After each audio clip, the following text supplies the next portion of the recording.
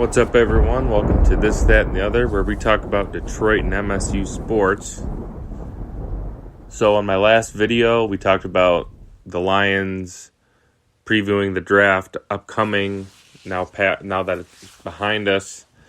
And I actually got my first dislike on my past video, so that can mean only one thing. That means that people are watching my videos, and it's kind of nice. It's one of those, hey, people are paying attention to me kind of thing. So there's a lot to dislike about the videos sometimes with the overall quality. But it was actually nice to see that there was someone other than me and my friends watching these videos. So I'll take that as a positive, and no resentment towards that one dislike, whoever that may be. If you ever listen again, thank you for your feedback. However, going forward, just kind of wanted to let you guys know that we are looking to kind of raise the bar as far as the quality of the videos that are being made. There's a lot of factors going into that. The first factor is my public speaking abilities and my social utterances.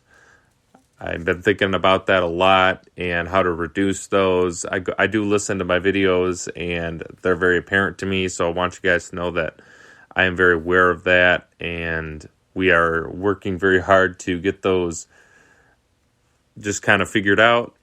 And the platform that I'm using right now, Spreaker, they've been very good on a lot of aspects in terms of making it very easily to upload just from my phone. I don't like to take my computer out necessarily, so that's been kind of nice that I can make an episode, throw a picture on there, and upload it right to YouTube. But the main point I'm trying to make is that we are definitely going to raise the bar on our channel, probably get an actual video instead of having just the Spreaker voice recording cookie cutter cutout thing, whatever you want to call it, where it has the Spreaker background, just a image on there. So I didn't want to initially do the actual video experience, but I think that it might be a good thing for the channel going forward, and I think it's just the right move to do overall. So you guys can look forward to that potentially. And the fact that I can only record 15 minutes at a time using their free offering or whatever is a little bit restricting already. Right now I'm going in I'm kind of on borrowed time. I only got 12 minutes now to do the rest of the video, so that's a factor as well. Probably have another guest on soon to break down the draft kind of together, but this is just kind of my going over some other stuff as well, getting into the Lions picks a little bit, but also talking about it as it regards to Michigan State. So MSU, their draft streak of over 80 years continues, which is a pretty impressive thing. I think only Michigan has a longer active streak of NFL talent being drafted into the NFL each and every year. And right now we're kind of at a uncertain time in terms of if Michigan State will have a draft pick next year. So this year we had Josiah Scott and Kenny Willekes getting drafted, both of them probably lower than what they should have been. And Josiah Scott, who left Michigan State after his junior year. I guess fourth round is probably the area for me where I would say maybe it's not the best idea to join early, because fourth round can turn into undrafted like that. So wish him all the best, but might not have been the best decision to declare this year. And Kenny Willekes got drafted near the end. A lot of people like that pick. He's an All-American, former walk-on, and he dropped. At one point, he was being talked about first, second round. So a lot of people thinking they might have gotten a steal there. And it's amazing to me how these Michigan State prospects tend to fall over the years. Just kind of what it seems like to me. And it's kind of upsetting. It seems like the same thing with recruiting.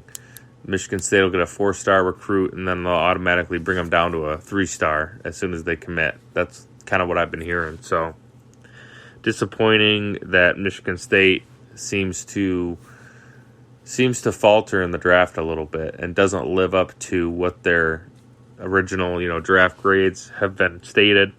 So I'm upset about that. Next year, you got a lot of players who you look at and you say that looks like probably an undrafted guy. You've got Antoine Simmons, their middle linebacker, and he hasn't been setting the world on fire.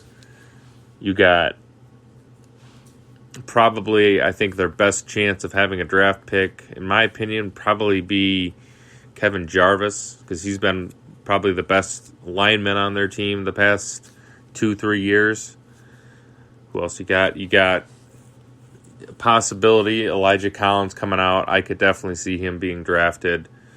Jaden Reed, the transfer from Western. This will be his first year from eligibility at Michigan State. I don't know if he would come out after this year or not. Michigan, Mel Tucker is probably going to want to get his players some playing time really soon. So I think some of those players might be inclined to leave early from Michigan State. And I'm trying to think if there's anyone I'm forgetting. You also have Naquan Jones, who's a potential draft pick. Jacob Panashew, his brother didn't get drafted this year, and Jacob was probably considered not quite as good as Mike. So hard to believe that he might get drafted.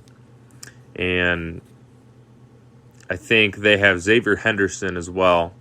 He could very well declare after this year, just based on his athleticism alone. So they're just going to have someone have a breakout season and declare in order for them to have another draft pick. So it's a nice draft streak to have. It's not the most important thing, but when you look at the teams that have that have a consecutive streak like MSU, it's very rarefied air for them. Only Michigan, I think, has more. And people use that as to say, Michigan's better because of that reason, but it's still cool to be in that conversation. So you can be happy if you're a Michigan fan, and as a State fan, you can say, well, we have a really good streak going too. So I think too many people look at it as a competition that way, but that's just me. So I'm very much hoping that they get a draft pick next year. And there's so much uncertainty right now with the college football season. Right now, there's a lot of doubts about whether there's even going to be a college season. If it happens in the spring, I think that'd be cool. I really hope that NBA, other leagues are talking about changing their schedule around for good. I really hope that we don't have a really weird season going forward year in and year out. I'd really like to see them get back to their normal season. I'm kind of a guy who's kind of resistant to change at times. That wasn't even something I planned on talking about. But I'm running out of time here, so better get into the Lions picks. You can see the picture on my last video had Jeff Okudah as the thumbnail picture. And lo and behold, that's who they drafted. And I just want to let you know he is a good player. And he's, by all accounts, supposed to have a successful NFL career. He has elite talent. Is kind of a longer player, according to their analysts, and should be a fantastic cornerback. I still think that he's going to struggle his first year, and that's why the Darius Slay situation gets me upset.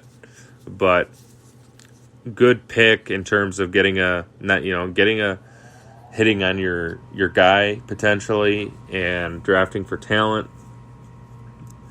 I still think I won't move off the position that I think they should have. They probably shouldn't have reached quite that far to get him in the first round, because there's a lot of teams taking quarterbacks, and I think they could have traded with a lot of people to move back and still get their same player. So Bob Quinn insists that it really wasn't on the table for him, but I still think he doesn't push as hard as he needs to sometime. I do think he needs to just get more aggressive with his draft and take more risks. And that's where I am with that. Their second pick, DeAndre Swift out of Georgia. Everyone loved this pick, and I got to admit I love it too, to have another running back, very capable running back, first-round talent guy, and hopefully having a 1-2 punch at running back. Not the first time as Lions fans we've heard that, being advertised. You can go back to Javid Best and Mikel LaShore, who we were all very excited about. I know I was, but it's a nice idea to think about having two very good running backs. A lot of people are starting to doubt Kerryon Johnson's ability to stay healthy, and running backs are just a very tough position to draft. And you can't, in today's NFL, you can't take them top of the first round anymore. The difference just isn't that great. I really liked Jonathan Taylor. I really would have been okay with that as well. But I like where they drafted a running back there. They got the highest rated running back in the draft, so I'm happy with that. Then they go defensive edge with Julian Arquara. He's the brother of one of the Lions on the team, and a lot of people saying that he fell to them as well. So I think he might have an injury history, but we'll have to see about that. Can't speak to it. Haven't watched much Notre Dame football over the past year. Jonah Jackson and Logan Steinberg were the next two picks. Actually pretty far away from each other, 75 and 121. So Bob Quinn is just hoping that one or both of those guys will be able to take over a starting guard role. And I think that, for me, I'm glad they didn't go first or second round with a guard, because left tackle I could see, but the guard situation, it seems like as long as you're in the system for a certain amount of time and you're consistent, almost anyone could be successful at guard. So they're drafting for need and to save their jobs, and it's a very important position at this point in time, so I understand why they did that. And Quintez Cephas, the wide receiver from Wisconsin, I've been hearing good things about his reliability, catching balls, his durability as well. Concerns have been his speed and not being able to be kind of a home run threat like Marvin Jones, or kind of a jump ball guy or anything like that. So sounds like he should hopefully develop into a good possession receiver. And it gets a little foggy after round 4. So they also took Jason Huntley as a running back. I probably wouldn't approve of that one. They probably didn't need another running back. At that point, I'm taking one undrafted free agent. So probably the one pick I didn't approve of. Taking John Pennicini out of Utah, the defensive tackle, I think, and Jayshon Cornell. I think people like those picks. I don't know if I'd pick 2 defensive tackles toward the end of the draft, but I think they're just figuring these are the major holes. They figure, with the guard position, the tackle position, they just had to double up. And again, hope that one of them pans out. And I think that the position that I would have liked to have them maybe focus on, maybe in the 3rd round, maybe instead of getting 2 guards, maybe you throw a safety in there. That's one position I would have liked to see them go.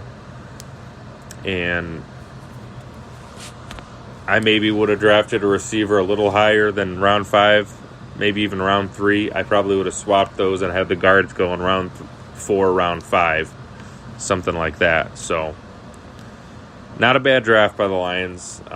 They get an A- ranking by one of the NFL.com contributors by the name of Gennaro Felice, and he likes the picks. A lot of Lions fans are excited about the picks.